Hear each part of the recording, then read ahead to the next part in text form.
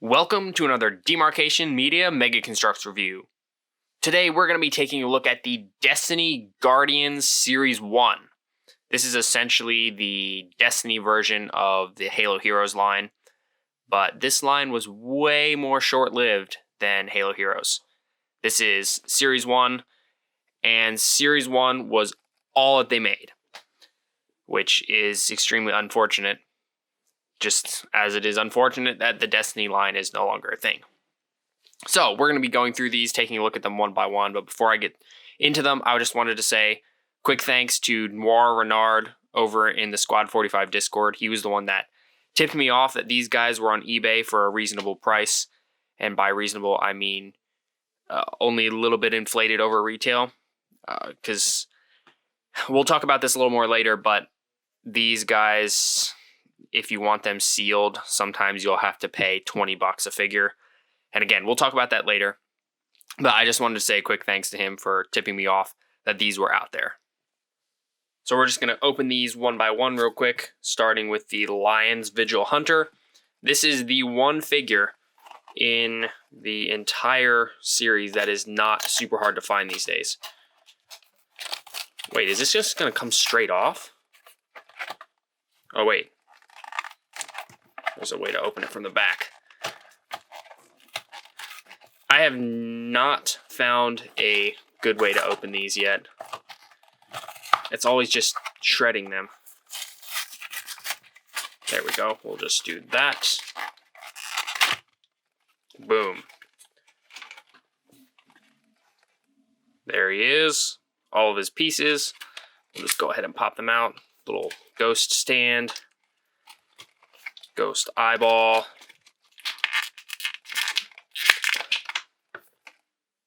Destiny logo shaped stand. Very cool. Hand cannon. I'm moving around so much my camera doesn't want to focus. Alright, then pop the ghost out. Whoa, he went flying. Just a plain white ghost shell. And then the figure himself.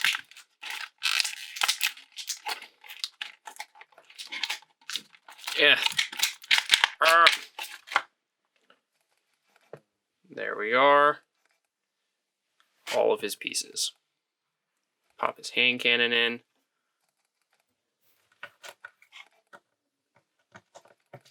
There we go.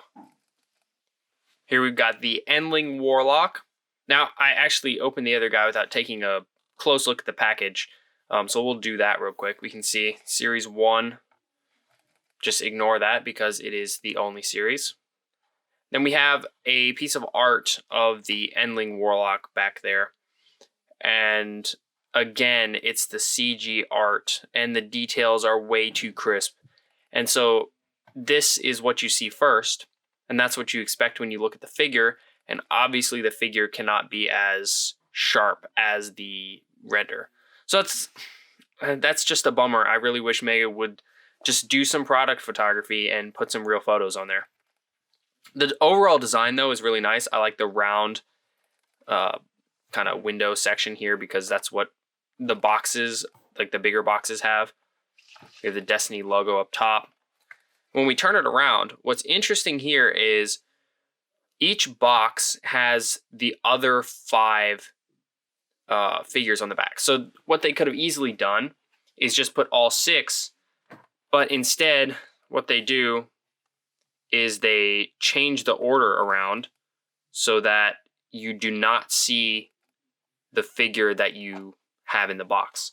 So that's a little strange to me. That's just like a bunch of extra work that they had to do for not something that people really pay attention to. Still, pretty interesting. So now that we've taken a look at the box, I'm just going to go ahead and we're going to shred through the next couple boxes.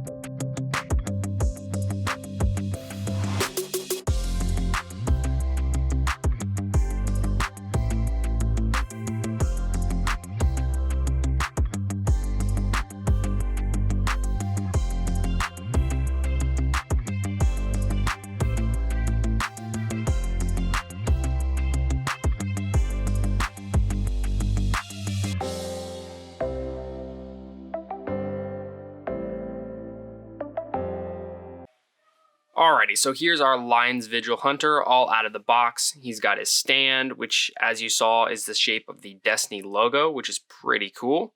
He has a plain white ghost shell floating up over his shoulder.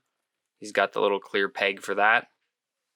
And he's got kind of a lot going on. So he has some white print down at the knee, which is all right. It doesn't look the best. It obviously doesn't match the white of the body and the arms as well as it should, but it's not bad. And then on this side, he has a kind of a tan knee pad with some gold underneath. Let's see, can we focus on it?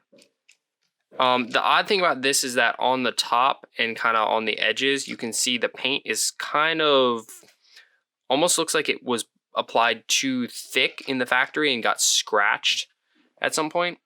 But that is not specific to this exact figure. I have another Lions Vigil Hunter that has the same problem. And then his hand cannon, which has a little hole on one side, so you can actually attach it to the like Call of Duty thigh belts. I think that is called the Kumakatak HC4. I think that's what that is. It's pretty cool looking. It's very blocky. And it's a little strange because it has to sit slightly up higher out of the figure's hand to be able to point straight. Otherwise, the trigger guard kind of pushes the gun inward, which, you know, it still looks pretty good. The print on there is fantastic. The print on his chest plate is done very well, though, like I said, I do have a second one, and I have to say that the print on this guy is a little better. It just is. And then the heads, let's actually see, can we get it to focus in this close? Come on now. Come on, you can do it. There we go. The heads, the new dude, kind of, it's a little bit lighter than the one that I had before. And the eyes are more defined on the older one. You know, just, that's what happens in the factories. Things are not exact. He has a shoulder armor that looks like, I guess it's supposed to be a lion, but that looks more like a bear to me. Still, very cool. His cape has a very Egyptian-looking cat. It's printed very nicely, and it has a hole in the cape, so that allows you to peg in the ghost little floaty stand. And then he has just a gold shoulder armor. Oh yeah, there's some print on the side of the head that you didn't see before. And he's got little ears. So overall, this is a very nice figure. Again, the production is slightly lower than the other figure that I have, and that's just how things go. The one odd thing about this figure is the fact that the waist is so loose, and look at that. That's not right at all. So I'm going to have to take him apart and see what I can do about that, because that is not correct. Overall, though, this is a really cool figure. It's pretty accurate to the in-game like armor set. And while it is kind of the least desirable out of this whole series, it is by no means bad. And like I said before, it is the easiest to get out of this whole series. Here is our second hunter of the series. This is the Calipolis Hunter. And I actually really like the fact that Mega gave us even amounts of each class. So we get 2 hunters, 2 warlocks, and 2 titans. And to be honest, I was not really gonna... I don't know, I wasn't really expecting to like this figure because it's just very bright. And I saw Jang's review of it a while back, and the light kind of seemed to really shine through this red, and it looked really cheap. But I don't know if it's just my figure or what, but this red is actually really solid. Like, it does not look cheap. The light doesn't really go through it that well. It just looks really nice. And that paired with the light gray and the print is all really crisp, it's actually really good. I'm very impressed with this figure. The one thing that I don't like, and this is my complaint for all of the female Destiny figures is why did they have to make the feet so small? Because now we have to have that kind of weird, almost high heel gap when, like, we've had other female figures. See, look at that. It's the same size feet. So I would have preferred to see that for all of the female Destiny figures, but, you know, it's a moot point now since the Destiny line is over. We do get some nice print here, some nice print on the shoulder, and actually we get some red print on the white of the arms underneath the armor to kind of make it look like it extends a bit. That's very cool. She has one of those thigh straps that the Kumakatak can attach to, which it's on the wrong leg for this, but let me just go ahead and show you. Like so. How cool is that? But that's not her weapon, so we will take that off. I do not know what that rifle is called. Somebody please tell me down in the comments if you know. I do know that it is not exclusive to this figure. It came in, I think, one of the Sparrow sets. And it's kind of easy to get. I think I have, like, this is like my third one. It's still a pretty good weapon. Fairly monochrome, but the white print is nice. Got a little print on the chest plate. This shoulder armor is bare. We've got a white ghost. And then the head. I was not expecting to like... Again, I was not expecting to like this figure at all. Especially not the head. But the head is actually really nice. Come on. Focus. Focus, you stubborn machine. There we go.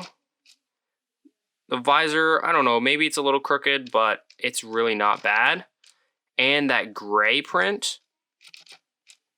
Come on now. There we go. That's just really nice. It's done very well.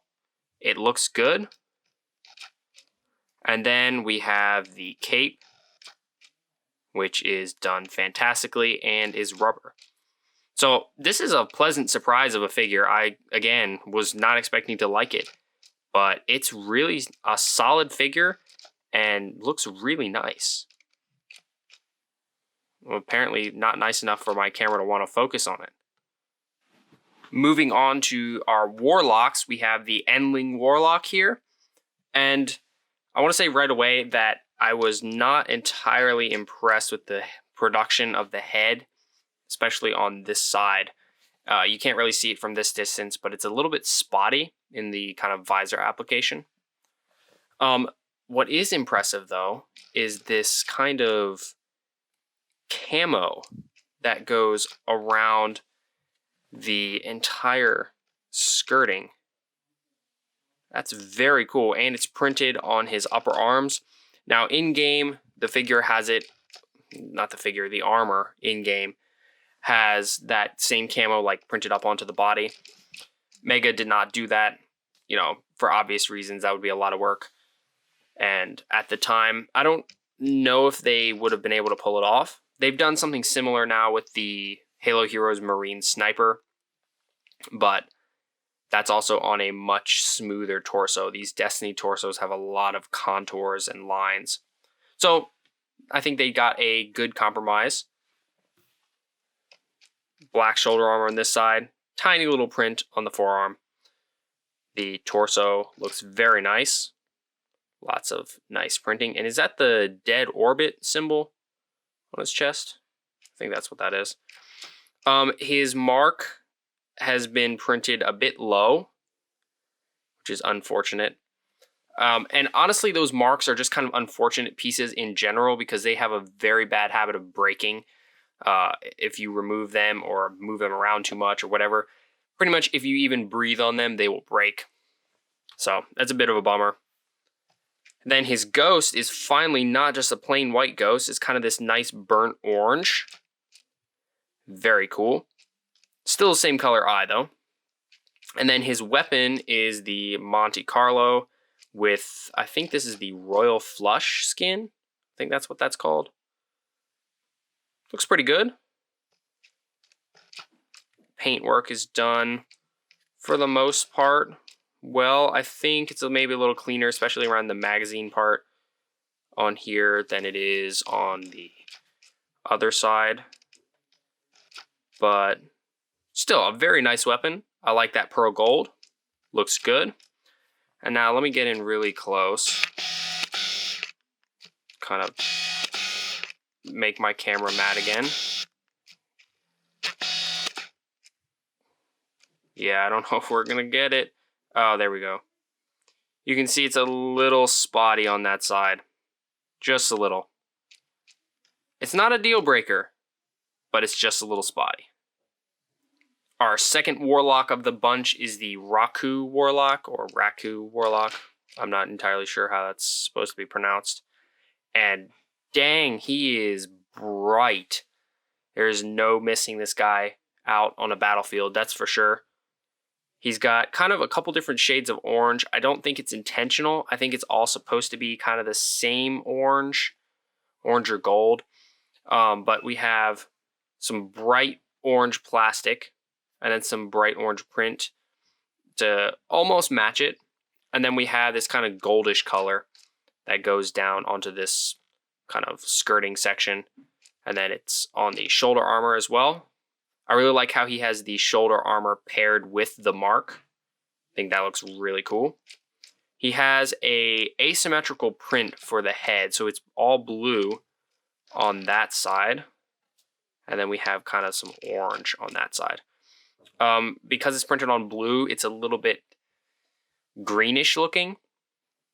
It's not bad, but it's definitely not as bright as it showed on the box, which again is why they need to use product photography.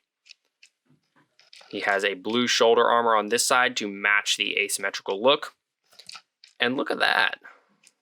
That's nice. It's got kind of a almost leathery look, and then it's got the blue and orange on there.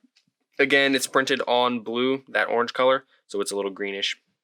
But not bad. Not bad at all. He has yet another just generic ghost. And then he has this machine gun looking gun, which I do not know the name of this one. So if you know it, let me know in the comments. I do know, though, that the Halo muzzle flares work on this, which is really cool. I like this guy a lot. I like this, that Warlock helmet, even though it is one of the ones that Mega used the most. It's just really good looking, and then I'm a sucker for the asymmetrical look. So this guy kind of scratches that itch a little bit.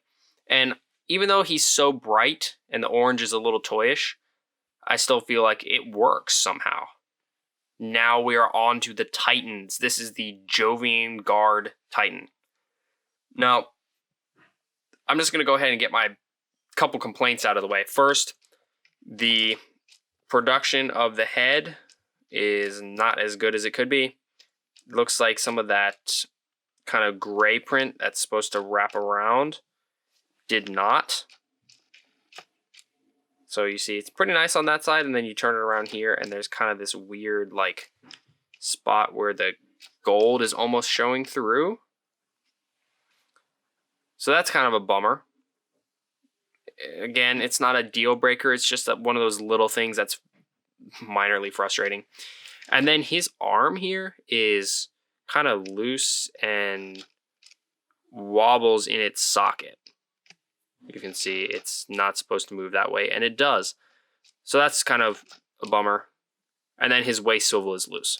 The waist swivel being loose is kind of something I'm seeing as almost a trend in this series, which is, again, a bit of a bummer, but something I can probably fix. I think I can fix the shoulder thing as well. But then he's got some really nice print, especially on the chest plate. It's very crisp, very clean. He has some print on the forearms. He's got a lot of print on the head, which, again, some of it got messed up. He has the big shoulder armor. He has a getup very similar to Zavala. He's got the same shoulder armors. He's got a tan ghost. Very cool. Very cool. Some blue leg armor. Spin it around to the back.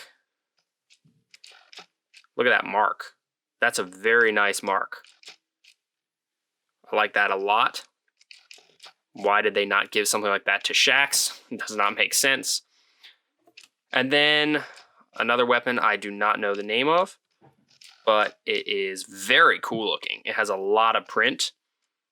Even got some little markings that you kind of can't really see right there on the, I guess that's an extra grip or something.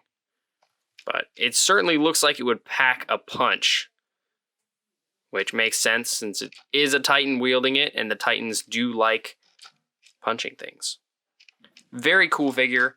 Just, there's so much going on that there was a lot to mess up, and while it was not as messed up as it could have been, that head misprint thing is fairly frustrating. Overall, though, very nice figure. I do like the color scheme a lot. That dark blue contrasts really nicely with the silver. And the gold throws in a nice little touch to break up any monotony that might happen. So overall, a really, really cool looking figure, and probably one of the best, honestly, best action figures for Destiny that you'll find out there this whole series without paying $300. Because, you know, I think McFarlane did their thing with the Destiny line, and their thing is no articulation. So this guy will certainly pose for you, even with his big bulky shoulder armor. Although this shoulder joint is a little bit weird. I'm going to have to look at that. But for the most part, he still poses very well. And last but not least, we have the Vanguard Titan. And I gotta say, I think this is my favorite figure out of this whole series. Just because he's simple, but at the same time he's not. And it's just a really good contrast between that kind of dull gray and then the orange. And then the green visor in there really, really pops. And I just like this armor design. It's a very bulky armor design. Look at those shoulders. Obviously, that does come at the cost of some articulation lost. You will not get this guy to T-pose, unfortunately.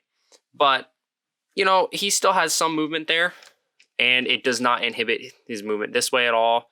You know, you can bring this up. You can even bring his arms slightly inward, which is pretty cool. So, you know, it's not too much lost. I think it's worth it. It's got some nice print on the shoulder armors. A little bit of an asymmetrical look. He's got his, I guess that's a mark. Very fine print on there. Very, very fine. It's pretty impressive. He has the Vanguard logo on each of his thighs. The mark goes around the back, and then we have some little bit of back print. And then that green visor, that's beautiful. Just look at how it shines. It perfectly offsets the orange and the gray. I love it.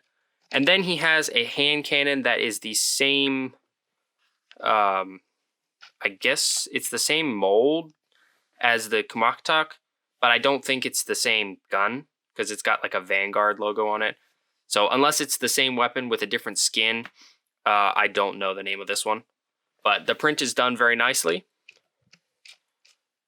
Once again, it does have the issue of having to be out of the figure's hand a little bit to be straight, but very minor.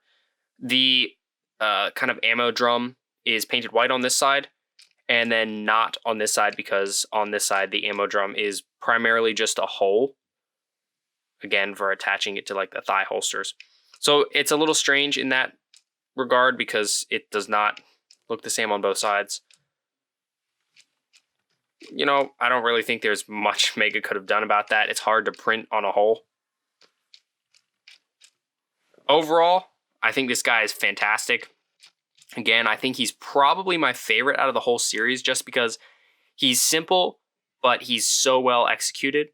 And those colors are just really nice. And then those giant shoulder pieces just make him look really formidable. Like, you probably want to avoid him. Although the little hand cannon kind of ruins the effect because he's huge and then he just has this little tiny gun. So that's a little odd. Maybe a Gatling gun would have suited him better.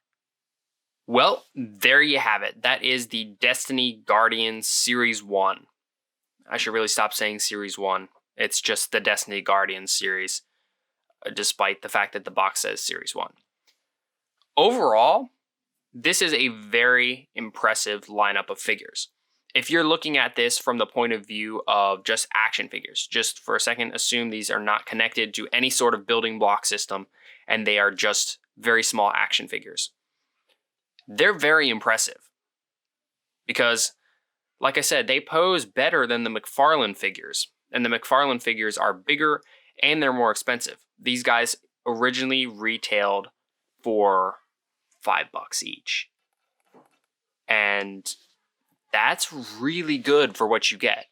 They're extremely detailed. They come with the really cool, like, collector looking stands, even though they do kind of ruin that with the made in China words. But it's still a really cool piece. And then you get a ghost with each one. You get a very special weapon with each one with print. It's just really impressive. Obviously there are some issues in there. The Lion's Vigil Hunter has that weird waist. The Jovian Guard had some misprint on the head, and his shoulder is a little weird. And all of them seem to be a little loose in the waist. But for the most part, this is a really solid series. And again, I really love how Mega split it up between the different classes very evenly, because they seem to, for some reason, have a bent towards Warlocks. There was a lot of the Sparrows with Warlocks, and especially the Titans got fairly underrepresented. So it's nice to get more Titans and more Hunters. You know, my Warlock collection is far bigger than any of the other ones, and I personally like the Titans the most. So that's really nice that they did that. I do wish that they would have included more colored ghosts or printed, because that's a lot of white ghosts. I'm a little confused at why they just included one red and one tan. Yeah, that's strange. And now we have to talk about the price, because we always have to talk about the price when it comes to these Destiny sets.